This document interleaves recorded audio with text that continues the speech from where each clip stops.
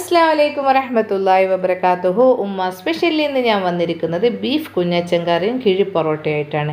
അപ്പോൾ ഈ ബീഫ് കുഞ്ഞച്ചൻ കറി എനിക്ക് അതിൻ്റെ റെസിപ്പി പറഞ്ഞത് എൻ്റെ ആങ്ങളെ ഫൈസൽക്കാണ്. ഭയങ്കര ടേസ്റ്റുള്ളൊരു സംഭവം തന്നെയാണ് ബീഫ് കുഞ്ഞച്ചൻ കറി. പിന്നെ അതിൻ്റെ കൂടെ ഒരു കിഴി കൂടെ കെട്ടിയപ്പോഴത്തേക്ക് മാഷാ അല്ലാഹ് അടിപൊളി ടേസ്റ്റ് ആയിട്ടുണ്ട്. അപ്പോൾ എന്തായാലും ഇത് നിങ്ങളൊന്ന് ട്രൈ ചെയ്ത് നോക്കുക. ഈ ബീഫ് കുഞ്ഞച്ചൻ കറിയിൽ പൊറോട്ട കിഴിയാക്കിയിട്ട്. പിന്നെ ഒരു കാര്യം, ഈ കിഴിയിലുണ്ട് മോളെ, ഈ കണ്ണൂർക്കാർ ഒരു പുതിയാപ്പിളുടെ ഒരു കഥ, അത് നിങ്ങൾ കേട്ടേ തീരുള്ള ഒരു അടിപൊളി സ്റ്റോറിയാണ് അത്.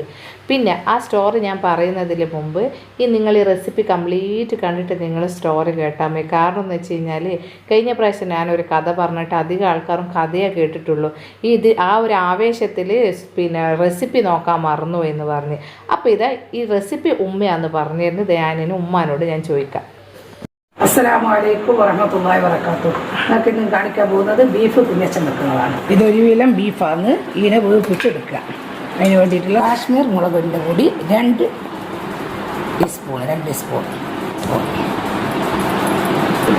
ആവശ്യത്തിന്, ഉള്ളി 3 വലുത് എല്ലാം ഞാൻ വെട്ടിയിട്ട് വേവിപ്പിക്കുക.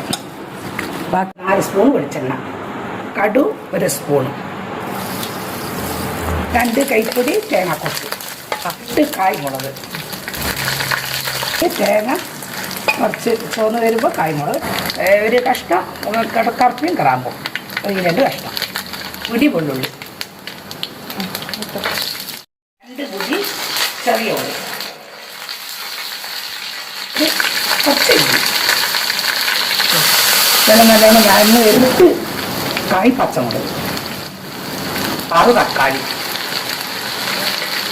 4 കറിവേപ്പില ആവശ്യത്തിന്.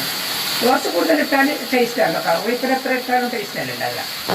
വേവിച്ച് വെച്ച ബീഫ് ഒരു 2 സ്പൂണ്, നമുക്കിന് ആവശ്യമുണ്ടെങ്കിൽ 1 മസാലപ്പൊടി 1 ടീസ്പൂണ്, അതിൽ മുളക്, മല്ലി, കുരുമുളക് എല്ലാ മസാല ഇട്ടിട്ട് ഞാൻ വറുത്ത് വെച്ച സാധനമായിരുന്നു. അതൊരു 2 സ്പൂൺ. അതിന് ആവശ്യമുണ്ടെങ്കിൽ മാത്രം ഇട്ടാൽ മതി. ബീഫ് നമ്മളിലേക്ക് ഒഴിവാക്കും. നല്ലോണം വറ്റുന്നത് വരെ അവിടെ നിൽക്കട്ടെ. കുറച്ച് മല്ലിയില കട്ട് ചെയ്തിട്ടിട്ട് അതിനായി അതിന് ഇറക്കി വെക്കാം. കുറച്ച് ഗീ ഇട്ടിട്ട് 2 സ്പൂണ് ഗീ ഇടുക.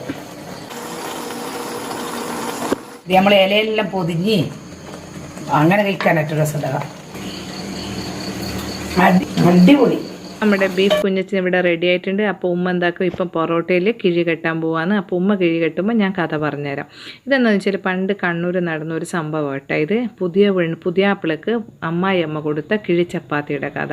ഇതെങ്ങനെയാണെന്ന് വെച്ച് കഴിഞ്ഞാൽ പണ്ട് ഈ ഒരു തറവാട്ടിൽ എങ്ങനെയാണെന്ന് വെച്ച് കഴിഞ്ഞാൽ വലിയ പെരുന്നാളിൻ്റെ അന്ന് രാത്രി ആ വീട്ടിൽ പണ്ട് മുതലേ പച്ചക്കറി മാത്രമേ കഴിക്കാറുള്ളൂ. ആരും മട്ടനോ ബീഫോ ചിക്കനോ ഒന്നും വാങ്ങിച്ചിട്ട് കഴിക്കില്ല. കാരണം എന്താണെന്ന് വെച്ച് കഴിഞ്ഞാൽ അവിടെ എല്ലാം മട്ടനും പിന്നെ ബീഫും അവിടെ അറവുണ്ടാവും. അപ്പോൾ ഈ അറവിനെ കൊണ്ടുള്ള പിന്നെ ഭക്ഷണങ്ങളാണ് അന്ന് പിറ്റേന്ന് കഴിക്കാൻ. ബീഫും മട്ടനും ബിരിയാണി വെച്ചിട്ട് അങ്ങനെയാണ് കഴിക്കാൻ. അപ്പോൾ തലേന്നൊന്നും വാങ്ങൂല, വെറും പച്ചക്കറിയാണ്. പക്ഷെ അവിടെയുള്ള ഒരു പുതിയാപ്പിളക്ക് ഈ സിസ്റ്റം ഇഷ്ടമല്ല. പുതിയാപ്പിള പറയൂ, ഇനി ഈ പെരുന്നാളിൽ ഞാനിവിടെ കൂടണമെങ്കിൽ നീ എനിക്ക് ഇന്ന് രാത്രി എനിക്ക് എന്തായാലും നീ മട്ടൻ വാങ്ങിച്ചിട്ട് കറി വെക്കണം, അല്ലെങ്കിൽ ഞാൻ എൻ്റെ വീട്ടിലെ പെരുന്നാൾ കൂടാന്ന് പറയും.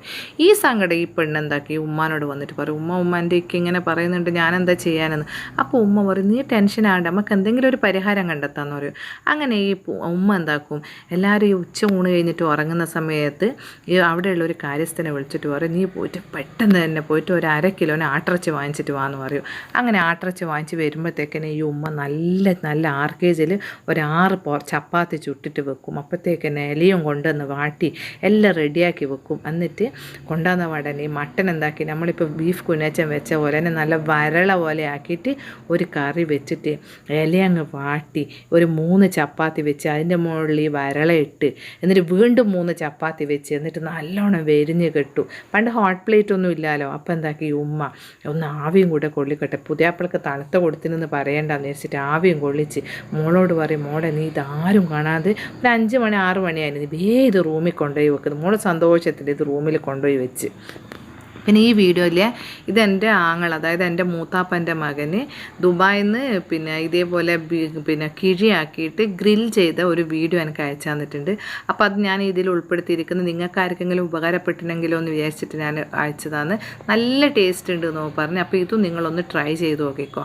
അങ്ങനെ എന്താക്കി ആവിൽ വേവിച്ച് ചെയ്ത് ഓൾ ആ മണിയറയിൽ കൊണ്ട് വെച്ച് പുതിയാപ്പിള വരുമ്പോഴത്തേക്ക് ഈ കിഴി അങ്ങ് കണ്ടപ്പോഴത്തേക്ക് അത്ഭുതപ്പെട്ടു പോയി. മാഷാ അല്ലാ, ഇതൊന്തൊരു രുചിയാ മോളെ, ഈ ചപ്പാത്തിക്ക് എന്ന് പറഞ്ഞിട്ട് ഇവള് കെട്ടിപ്പിടിച്ച മുത്തൊക്കെ കൊടുത്ത് ഇവർ സന്തോഷത്തിൽ ആ പെരുന്നാളും അവിടെ കൂടി ഇവർക്കും സന്തോഷമായി, മോക്കും സന്തോഷമായി.